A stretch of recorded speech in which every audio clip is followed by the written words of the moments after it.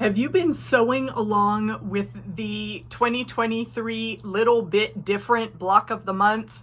In September, we're tackling curves. Now, curves seem intimidating, and I have to say, I was in the scaredy cat camp for a long time, but I tried a few different methods and I found a way to just go for it. So I hope you will be brave alongside me and try these Improv curved blocks for our sampler. The Improv curved block that we're making today has 3 different fabrics, and this is a slice and shuffle technique. So we're going to get 3 different blocks with our 3 fabrics. So I've chosen a dark, a light, and a pop of color to use, and I'm just going to stack those all right sides up. And I'm working from my scrap bin, so this black piece is a little oversized, but I also want my starting fabrics to be larger than my finished block. And I have my Little Bit Different ruler here as a guide. So I cut my fabrics and at least 1 inch to 1.5 inches bigger than my final dimension for my curved piecing. And this is an improv block, which means that we're not using rulers to get a super accurate measurement. We're just going to play it by ear. And if you have never done any freestyle cutting with a rotary cutter, this may feel a little bizarre. And I'm going to change the order here just because it's easier to cut on my light fabrics, and that light fabric is the smallest one of the 3, so that gives me a good guideline for what I am doing. And I'm just going to cut gentle curves to make those arcs. You know what a smooth curve is going to look like. We want to stay away from these corners, so I'm going to make sure that I do not start or end my cutting line or closer than 1 inch. So this little inch corner on all 4 sides is protected. I'm going to stay over here more towards the middle as I cut my fabrics. I'm going to keep my hands well away from the blade, and I'm just going to make a free form curve there.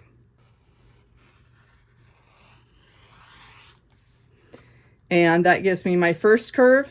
Now the second curve, again, we don't want to be real close to this corner, so I'm actually going to start up here more and just kind of mirror this first cut, but try to stay a couple inches away so that I've got a nice wide arc there in that fabric. And again, I'm aiming for kind of the middle of that right there. Now we are going to lose 1 inch of fabric here because we've got a 1/4 inch here and here for these seams. So 1/2 inch means we lose 1 inch on our block, and that's why we needed that fabric to be oversized. So we've made our cuts, and now we shuffle. This first arc is going to stay where it is, and then I'm going to just move these fabrics in a different order. I'm going to move that one down to the bottom and reposition everything, and then move this bottom piece up to the top and reposition everything. So now we're going to get 3 different blocks with these same fabrics, just shuffling the order. And it is time to sew. There are lots of different ways to sew curves. So I encourage you to watch a bunch of videos, talk to other quilters, and figure out what method works the best for you. I keep things pretty simple. So I am going to just put a few pins in and be careful with my sewing to see how it turns out. So I folded that so I know where the center of that arc is, and I'm going to fold this one so that I see the center of that arc as well. And then when I pull this fabric over, I can line up those marks and pin those fabrics together. Now, when I come to the edges, I need these edges to line up like that. And I'll put a pin well away from my seam allowance there and do the same thing on this edge. I'm lining up those straight sides of my fabric, and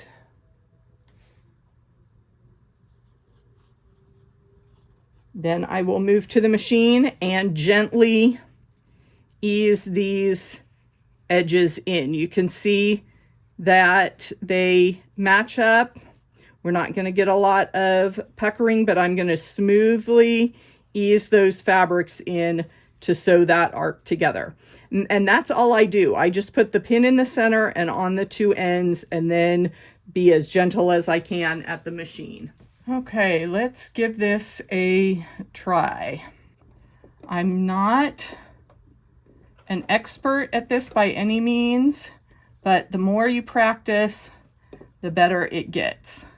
And pressing covers a lot of our sins as well. So I am going to keep my fabric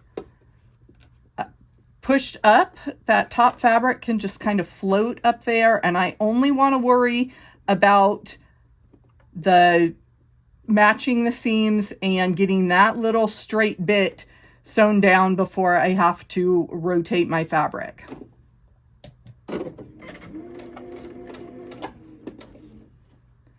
So I'm repositioning as I go, taking it really slow so that I can keep those edges matched up, and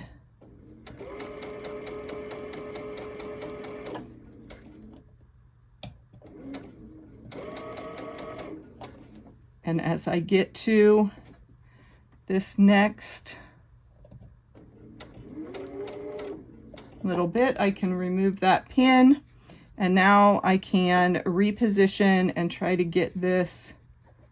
This one has a little extra, so I'm just going to position that as best I can to, yeah, we're going to get a lot of overlap here with these. So I probably should have pinned that a little bit more, but we'll see how it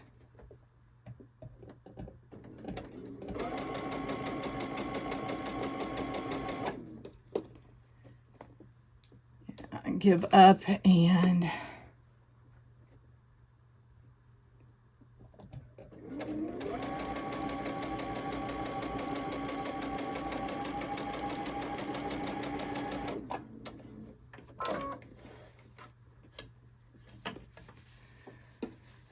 okay, so the moment of truth, when I put that back, I don't have any puckers, and that seems to lay pretty flat. So we'll call that a pretty good effort. See, I ended up with a lot extra. But this is an improv block. I'm going to chop that off anyway, so I'm not too concerned. Now, notice that we're not coming down here to this corner of the fabric. We are only working with the halfway point of our arc. So I'm folding that and gently giving myself a little crease. And then I reach over for my second fabric, and same thing. I give myself a little crease. And now our black fabric had a lot of overlap. Remember, the black fabric was bigger than the other two pieces, so that's not great for lining up our curves. But again, I will guesstimate and keep that as smooth as possible there. As I, you know what, I'm not even going to bother pinning that other end just because I have so much extra here that I need to work in. So I'm kind of working backwards from that pin to figure out where to start on that one. Get that lined up and then just kind of match it up.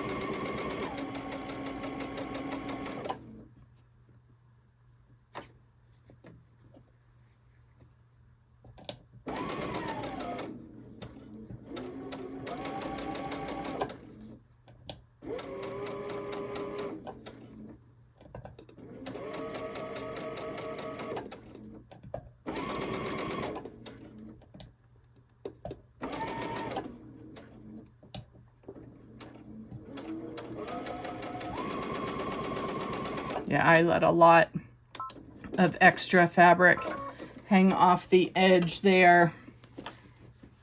And again, we'll just press that down and see how we did when we compare it with our ruler. Here we are with our block all nicely pressed. And now I can square up with my little bit different ruler. And again, you can see the benefit to working with oversized pieces. Even though I didn't match up the edges very well on my curve, I have plenty of room to trim this block. And if you wanted to come down, maintain the bias that you had, the straight of grain and the cross grain on your original fabrics, you can do that. If I want that arc to be a little bit less, I can move my ruler up this direction and get more of that top arc in the final block.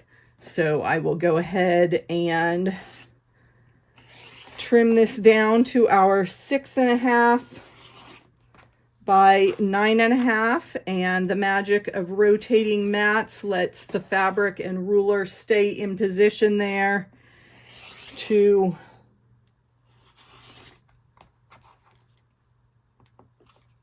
trim those other two sides. And there is our first improv curve block. And then we can take our other slices and make the companions to that. With my remaining pieces, I did a little off-camera sewing, and because I just wanted to see if it would work, I sewed these without pins. So I just guided the curve together, slowly holding things in place with my fingers and no pins. And they turned out pretty good.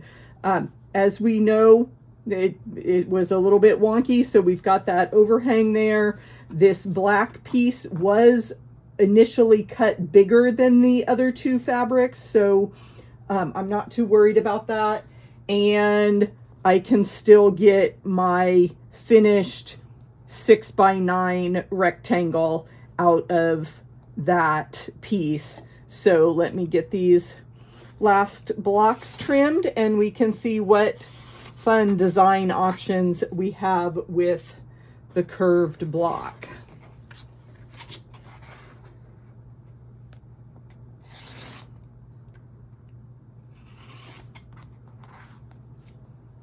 And I'll put a link to the ruler and the rotating mat in the video description for you if you need to add those tools to your sewing space.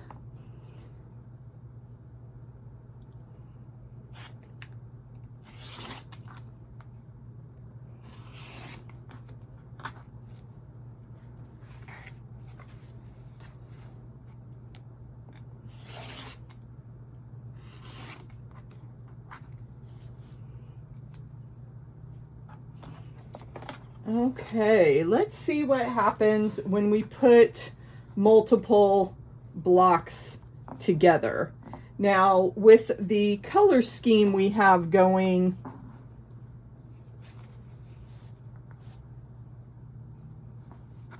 it makes an interesting effect to have those colors kind of touch each other there on those hills.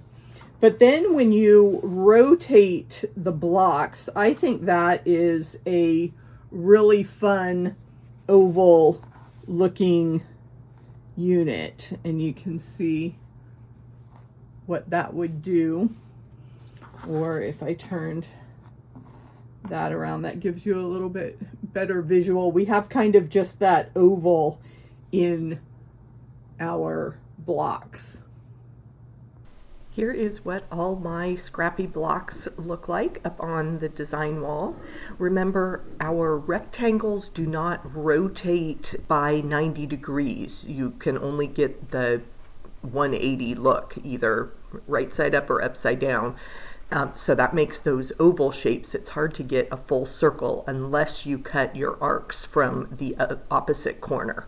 So lots of fun things to try with our improv curves.